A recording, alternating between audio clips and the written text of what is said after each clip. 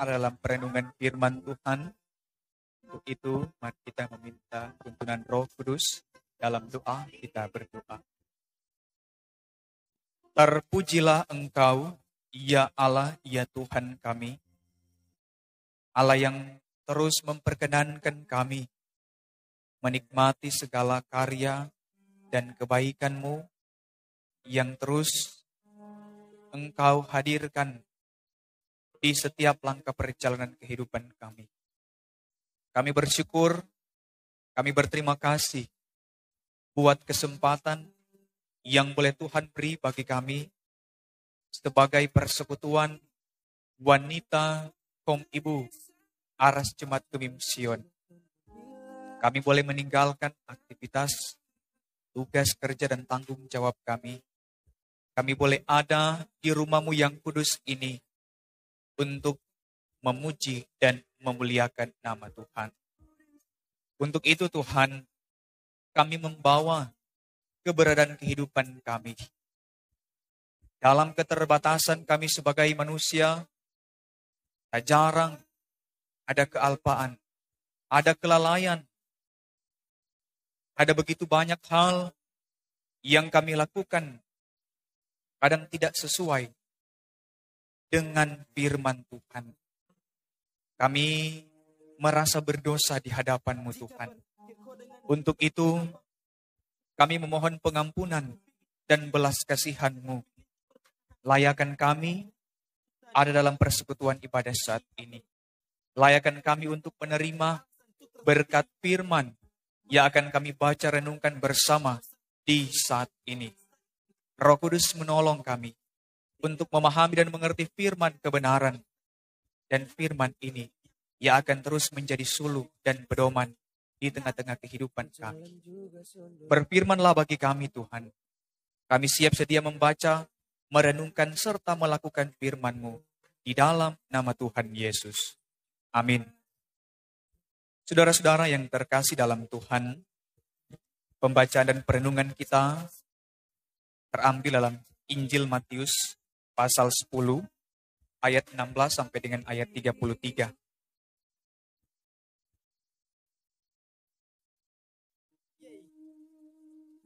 Injil Matius pasal 10 ayat 16 sampai dengan ayat 33 dalam perenungan bersama sebagai warga gereja Masa Injili di Minahasa.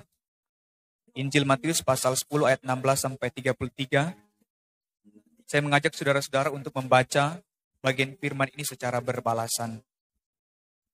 Di bawah judul penganiayaan yang akan datang dan pengakuan akan Yesus.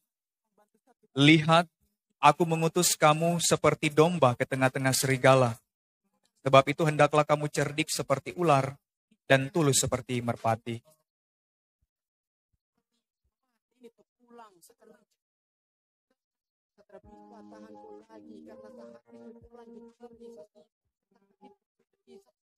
Dan karena aku, kamu akan digiring ke muka penguasa-penguasa dan raja-raja sebagai suatu kesaksian bagi mereka dan bagi orang-orang yang tidak mengenal Allah.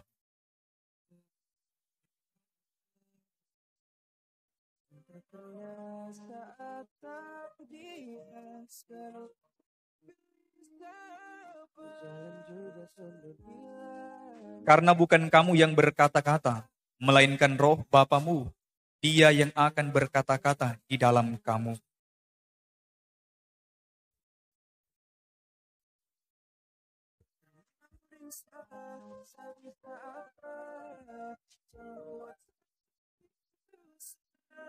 Dan kamu akan dibenci semua orang oleh karena namaku. Tetapi orang yang bertahan sampai pada kesudahannya akan selamat.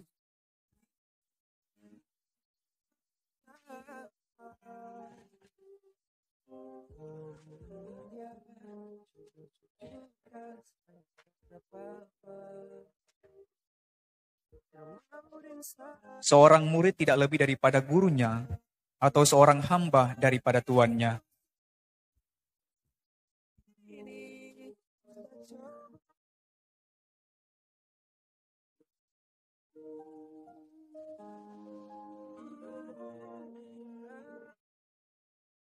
Jadi janganlah kamu takut terhadap mereka, karena tidak ada sesuatu pun yang tertutup yang tidak akan dibuka, dan tidak ada sesuatu pun yang tersembunyi yang tidak akan diketahui.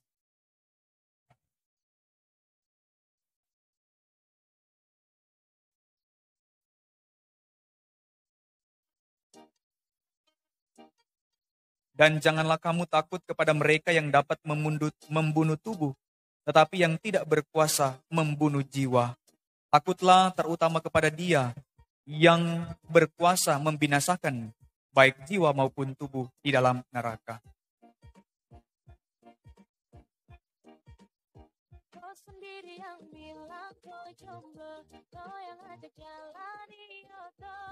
Dan kamu, rambut kepalamu pun terhitung semuanya.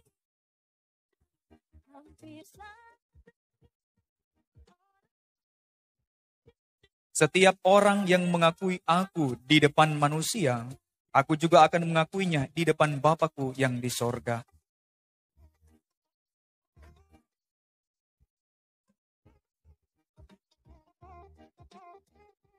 Demikianlah firman Tuhan. Berbahagialah setiap orang yang mendengar dan juga mau berkomitmen melakukan firman ini dalam kehidupan setiap hari. Amin. Shalom Aleichem. Nah, saudara-saudaraku yang dikasih dan diberkati Tuhan, puji Tuhan saat ini kita diberi kesempatan untuk ada dan boleh diberi kesempatan beribadah bersama dalam satu persekutuan wanita Kopibu Aras Jemaat Gemim Sion. Nah, saudara-saudara yang dikasih dan diberkati Tuhan Yesus Kristus, dalam kehidupan kita disebut sebagai gereja. Atau adalah orang-orang percaya yang telah dipanggil oleh Allah. Dan gereja dipanggil dan diutus ke tengah-tengah dunia ini mempunyai satu tujuan. Ada misi yang diberikan kepada setiap gereja atau orang sebagai orang percaya. Dan tujuan itu adalah memberitakan Injil, memberitakan kabar baik, memberitakan kabar sukacita. Dan setiap orang yang percaya harus mengemban tanggung jawab itu. Karena ketika kita mengaku percaya pada Tuhan Yesus sebagai juru selamat, maka dengan segala konsekuensi, dengan segala resiko, harus juga menjalankan tanggung jawab itu untuk memberitakan Injil, kabar sukacita, kabar baik. Nah, saudara-saudara yang dikasihi dan diberkati oleh Tuhan kita Yesus Kristus, dalam konteks bacaan kita, Injil Matius pasal 10 ayat 16 sampai dengan ayat 33 adalah bagian dari cerita tentang pemanggilan dan juga pengutusan Yesus terhadap murid-muridnya. Artinya pemanggilan dan pengutusan para murid merupakan inisiatif dari Yesus sendiri. Sedangkan realitas yang terjadi ketika Yesus memanggil, mengutus, bahkan sebelum Yesus utus, tentu murid-murid itu dibekali untuk memberitakan kabar baik. Dan dalam gambaran Injil Matius ini, Yesus mengibaratkan para murid, pemberita Injil, sebagai domba. Dan medan yang digambarkan dalam bacaan ini bukanlah medan yang mudah. Karena Yesus menggambarkan mereka diperhadapkan dengan serigala. Injil Matius memakai bahasa metafora, atau artinya bahasa kiasan atau makna kiasan tentang domba dan juga serigala. Dan tentu orang so mengerti, itu domba DP bentuk seperti apa, itu serigala DP bentuk seperti apa. Domba, dia pemakanan maka apa kata? Rumput kan. Sedangkan ini serigala, dia pemakan daging. Nah kalau orang masih baku sama-sama, siapa yang mau untung? Kalau ada pertarungan, pasti yang serigala. Karena jelas-jelas serigala pemakanan yang empuk itu. Daging domba. Dan penginjil Matius ini memberikan gambaran domba adalah binatang yang lemah. Ia kecil. Domba itu dapat lebih besar karena apa? Ada DP bulu yang lebat. Tapi kalau secukur DP bulu, dia kecil. Kemudian DP kaki pendek. Toh? Ketika dia mau berlari, lama. Apalagi dia mau berjalan. Nah, jauh terbalik dengan serigala. Yang tentu terkenal dengan kebuasan, keganasan serigala. Dari bagian firman ini melihat bahwa tentu situasi yang mau digambarkan penginjil ini bahwa ketika murid-murid diberi kesempatan untuk menjalankan tanggung jawab memberitakan kabar sukacita, maka dia beresiko besar, bahkan taruhan nyawa. Dan saudara-saudara, menarik, murid-murid tidak menolak. Mereka melakukan tanggung jawab itu. Karena mereka sadar ada Tuhan Yesus yang akan menuntun bahkan mengarahkan mereka. Kalau orang lihat penggembala domba, sama dengan apa itu ya? Kalau domba kan tidak mungkin cuma 1, 2, atau 3. Ada banyak tuh di kandang. Ketika gembala mau tuntun tuh domba, pasti domba akan ikut pak gembala. Sama dengan juga piara bebek, jalan sama-sama. Dan biasa kalau gembala tuntun tuh domba, pasti domba akan ikut di jalan yang gembala tuntun. Ya, sorong kiri, sorong kanan.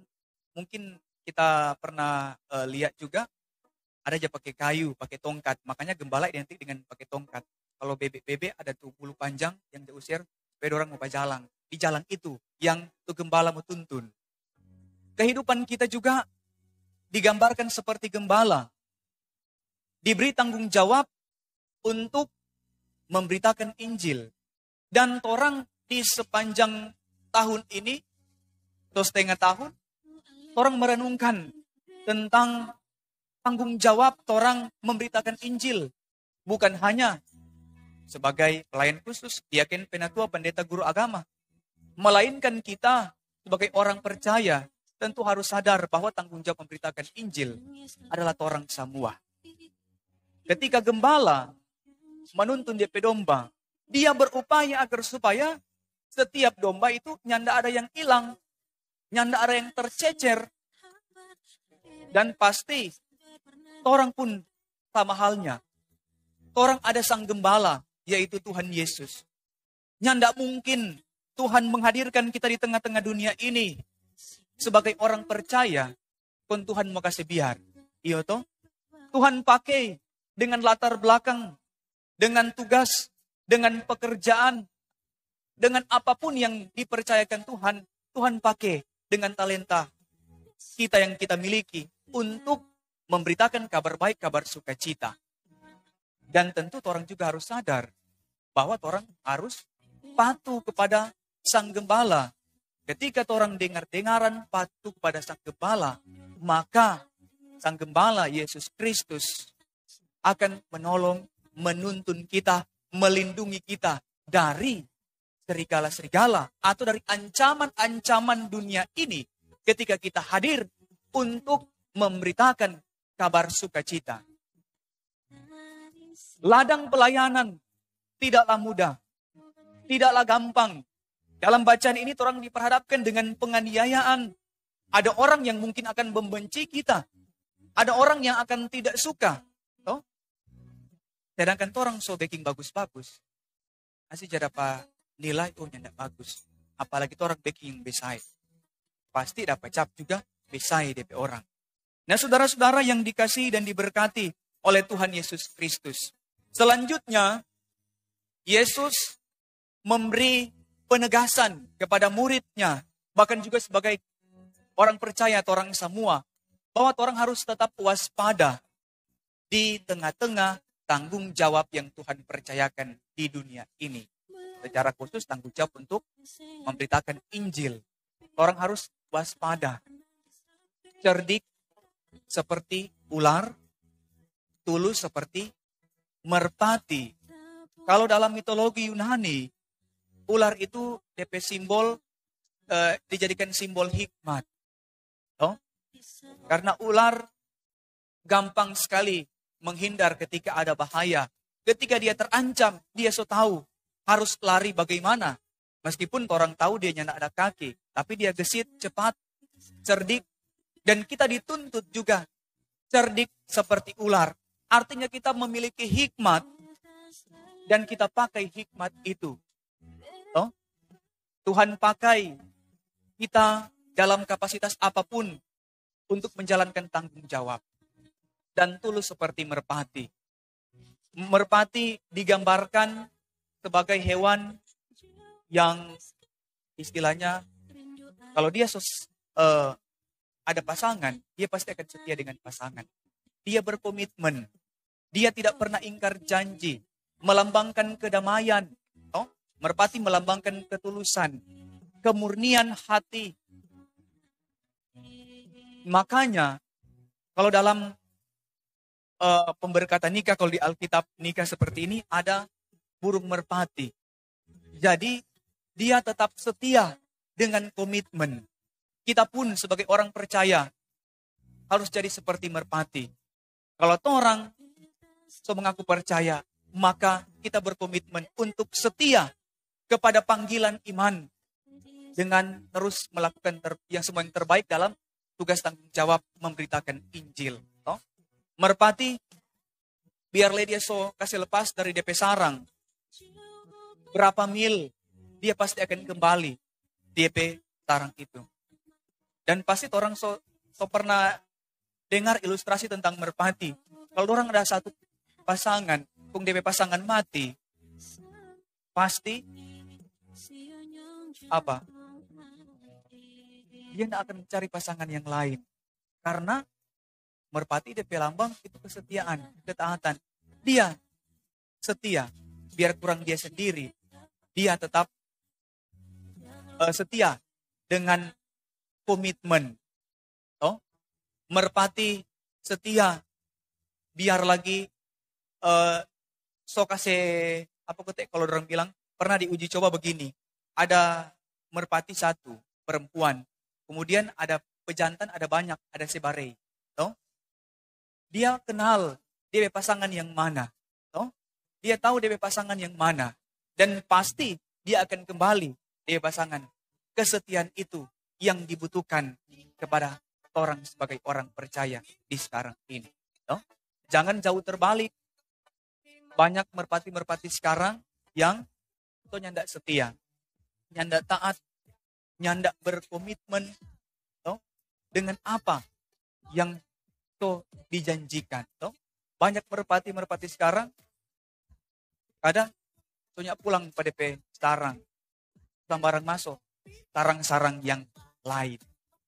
Nah, saudara-saudara yang dikasihi dan diberkati oleh Tuhan, meskipun kita diperhadapkan dengan tantangan, dengan persoalan, dengan begitu banyak pencobaan yang berat, tetapi yakinlah bahwa ketika kita patuh dengan gembala kita, maka Sang Gembala Yesus Kristus tidak akan pernah membiarkan kita. Selanjutnya dikatakan bahwa orang jangan pernah takut, jangan pernah khawatir, karena ada Tuhan yang akan menolong kita. Jelas dikatakan di dalam ayat yang ke-22b. Tetapi orang yang bertahan sampai pada kesudahan akan selamat. Tuhan memberikan janji kepada setiap kita yang mau taat dan setia, yang mau berkomitmen orang sebagai orang percaya, betul-betul tulus orang menjalankan orang petanggung jawab. Betul-betul orang tulus untuk melakukan kerja pelayanan di bidang apapun. Bukan ketika kita dipilih untuk melayani di tengah-tengah persekutuan jemaat, bahkan juga bersosialisasi dengan kehidupan masyarakat, terutama di tengah-tengah kehidupan keluarga. Yakin dan percaya ketika kita setia, taat, maka tentu kita akan terus dituntun ke jalan Tuhan. Kita terus dituntun membawa sukacita. Kita terus dituntun menghadirkan berkat, memberitakan kabar sukacita lewat cara hidup kita sehari-hari. Bukan hanya lewat cara ini, tetapi Tuhan pakai di setiap profesi, di setiap pekerjaan, di setiap tanggung jawab, di setiap apapun yang dipercayakan. Maka orang bikin bagus-bagus. Dari situ orang boleh memberitakan Injil, kabar sukacita, kabar keselamatan kepada setiap orang. Maka dengan Roh Kudus Tuhan, dengan hikmat Tuhan, Tuhan terus menuntun kita melakukan tanggung jawab ini. Tuhan Yesus memberkati kita semua. Amin.